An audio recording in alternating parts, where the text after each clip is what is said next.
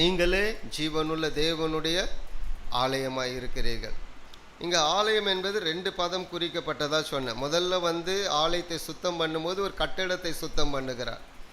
2வது சொல்லும்போது இந்த ஆலயத்தை இடித்து போடுங்கள் 3 நாளைக்குள்ளே எழுப்புவேன் என்று சொல்லும் பொழுது கிரேக்க பதத்தில் 2 பதம் பயன்படுத்தப்பட்டிருந்தது.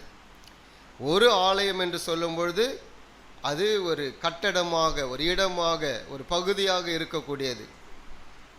இன்னொரு ஆலயம் சொல்லும் பொழுது அது தேவனுடைய வாசஸ்தலம். அதனால்தான் இதை மாற்றி நான் கட்டப்போகிறேன் என்று சொல்லுவார். அவங்கெல்லாம் கேட்பாங்க, 40 வருஷம் ஆகிக்கிட்டு இருக்கு இதை கட்டுவதற்கு. ஏரோது, அதாவது இயேசு கிறிஸ்து பிறப்பதற்கு முன்பதாக ஒரு 20 கிமு 1920 அதை புதுப்பிக்க ஆரம்பித்தான். புதுப்பித்து கட்டுவதற்கு ஏரோது ஆரம்பித்தான், யூதர்களை பிரியப்படுத்த. இயேசு வாழ்ந்த நாட்களிலும் அது கொஞ்சம் வேலை போய் கொண்டு தான் இருந்ததாக சொல்லுகிறார்கள். அதனால தான் சொல்கிறாங்க, 40 ஆண்டுகளுக்கு மேலாக ஆயிடுச்சு இந்த ஆலயத்தை கட்டுவதற்கு, 3 நாளைக்குள்ளே கட்டுவீரா அப்படின்ட்டு. அவர் சொல்வது என்ன? அவர் வாசஸ்தலமாக இருக்கக்கூடிய ஆலயத்தை பற்றி பேசுகிறார். அன்னைக்கு பேசும்பொழுது சிஷ்யர்களுக்கும் புரியலை, அது கேட்டவர்களுக்கும் பரிசேயர்களுக்கும் அது புரியலை. அதனால்தான் அவரோடு எதிர்த்து நிற்கிறார்கள். நீர் இதை கட்ட முடியுமா அப்படின்னு கேட்குறாங்க. சீஷர்கள் எப்பொழுது புரிந்து கொண்டார்கள்?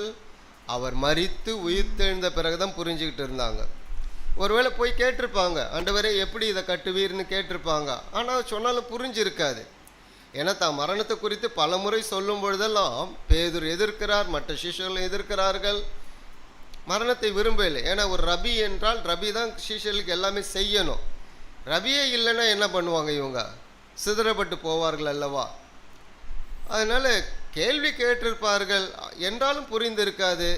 யோவான் அழகாக எழுதுகிறார், அவர் மரித்து உயிர்த்தெழுந்த பிறகுதான் அதை பிறகு புரிஞ்சு கொண்டோம். அவர் எதை பற்றி சொன்னார் என்றால் தன்னுடைய ஆலயத்தை பற்றி சொன்னார்ல. அவர் 2 தீம்பத்தையும் பேசினார். அந்த ஆலயத்தையும் இடித்து போடுங்கன்ட்டார். அந்த ஆலயம் இடிக்கப்பட்டது. கிபி 70 அந்த ஆலயம் தரைமட்டமானது. ஆலயம்தான் மிக முக்கியம். என்றைக்கும் யூதர்களுக்கு ஆலயம் இல்லை, கட்டுறதுக்கு ரெடியாக இருக்காங்க. அந்த ஆலயம் கட்டக்கூடிய இடத்துல இந்த செவுர் இருக்குது, மசூதி இருக்குது, அதை இடித்தா தான் கட்ட முடியும். இடமும் பார்த்துட்டு இருக்காங்களாம். இன்றைக்கும் புரிதல் இல்லை பாருங்க அவங்களுக்கு. சமாரிய பெண்ணுக்கிட்ட இயேசு சொன்ன அற்புதமான ஒரு சத்தியம் என்னன்னா, மலைகளிலே கடவுளை தொழுது கொள்ளக்கூடிய காலம் அல்ல, பிதாவை எங்கும் தொழுது கொள்ளக்கூடிய காலம் வருகிறது. அதனால தான் நம்ம இங்கே தொழுது கொண்டு இருக்கிறோம். எங்கும் அவரை, எந்த இடத்திலும் அவர் இருக்கிறார். எங்கே இருக்கிறார்? உங்களோடு கூட இருக்கிறார். சபை என்பது யார்? நீங்கள் தான் சபை. இந்த கட்டடத்திற்கு பேர் சபை அல்ல, இது கூடி ஆராதிக்கக்கூடிய ஒரு இடம். இது சபை என்றால் நாம் தான் சபை. கடவுளால் அழைக்கப்பட்டவர்கள், அவரோடு கூட இருக்கும்படி அழைக்கப்பட்ட கூட்டம். அந்த கூட்டம் தெரிந்து கொள்ளப்பட்ட கூட்டம். அவர்கள் உண்மை உள்ளவர்களாக இருக்கார், பரிசுத்தம் உள்ளவர்களாக இருக்கார், நீதி உள்ளவர்களாக இருக்கார். அவர்களுக்கு பேர் தான் சபை. இந்த சபைக்கு தலைவர் யார்? இயேசு கிறிஸ்து. நாம் அவருடைய அவயங்களாக இருக்கிறோம். அதனால தான் ஒருவருக்கொரு விரோதமாய் பேசாதிருங்கள், ஒருவர் தங்களில் மேன்மை உள்ளவர்களாக எண்ணுங்கள், ஒருவர்கள் சமாதானமாயிருங்கள், கூடுமான வரைக்கும் சமாதானமாயிருங்கள். ஏனென்றால் ஒவ்வொரு அவயமாக இருக்குது. ஒரு கை இன்னொரு கையை பார்த்து பொறாமப்படுமா? ஒரு கண் இன்னொரு கண்ணை பார்த்து பொறாமப்படுமா? கை அடிபட்டுச்சுன்னா இந்த கை அடிபட்டுச்சே போ, நான் எதுவும் செய்ய மாட்டேன்னு சொல்லுமா? ஒரு அவயம் பாதிக்கப்பட்டால் இன்னொரு அவயம் துடிக்கிறது அல்லவா? அதுதான் சபை. அதுதான் ஒருவரை ஒருவர் சார்ந்து இருப்பது, ஒருவருக்காக ஒருவர் இருப்பது. இவ்வளோ பெரிய சத்தியங்களை தான் ஆண்டவர் கொடுத்திருக்கார். இதெல்லாம் சபையின் கோட்பாடுகள் எல்லாமே. அப்போ இதற்கு தலை இயேசு கிறிஸ்து. சரீரம் தலைக்கு கட்டளையிட முடியாது, தலைதான் சரீரத்துக்கு கட்டளையிட முடியும். தலையிலிருந்து தான் கட்டளை வரணும். நாம் என்ன பண்ணுறோம்? தலைக்கே நம்ம கட்டளை கொடுக்குறோம். அது பண்ணவே முடியாது. அவர் தான் நம்முடைய தலை.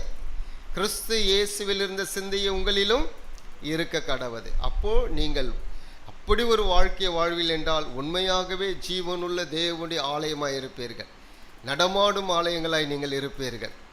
உங்களை தேடி மற்றவர்கள் வருவார்கள். இதுதான் கடவுள் நம்மை தெரிந்து கொண்டது நோக்கம். அதனால தான் சொல்கிறாரு, இந்த கட்டப்பட்ட ஆலயத்தை இடித்து போடுங்க, வேறொரு ஆலயத்தை நான் எழுப்ப போகிறேன். அது என்ன? தேவன் வாசஸ்தலம், தேவன் வாழும் வாசஸ்தலம். அதுதான் நாம். அல்லேலூயா.